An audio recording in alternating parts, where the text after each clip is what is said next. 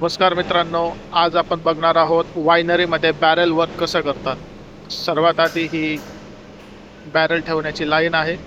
आपला चार्ल्स बाबा इथे बॅरल ठेवेल। पूर्ण मशीन ऑटोमॅटिक आहे।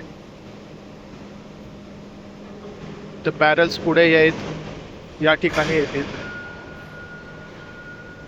तुम्ही बघू शकतात हे जे दोन पाईप्स आहेत यामधून वाईन आपण आता भरू।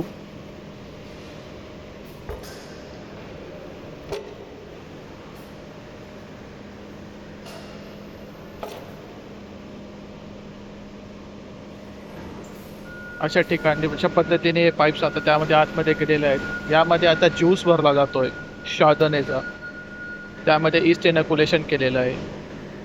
त्या ज्यूसमध्ये आता फर्मेंटेशन होईल, बॅरलमध्येच फर्मेंटेशन होईल व त्यानंतर कमीत कमी 12 महिन्यासाठी ही वाईन जी आहे ती या बॅरलमध्येच राहील एजिंगसाठी। तर बॅरलमध्ये फर्मेंटेशन केल्याचे आणि एजिंग केल्याचे फायदे असे असतात की वाईन जास्त मॅच्युअर होते, गळ्याला तिचा हार्शनेस जाणवत नाही व तिच्यामध्ये नवीन चांगले फ्लेवर्स तयार होतात। व त्यामध्ये आपण अशा प्रकारे बंक्स लावू। या बंक्सला ह्या वायनरीमध्ये अशा प्रकारे टूथपिक लावतात। ही टूथपिक यासाठी कारण की टूथपिकमुळे जो CO2 जनरेट होईल फर्मेंटेशनसाठी त्याला बाहेर निघण्यासाठी थोडी जागा मिळेल। धन्यवाद।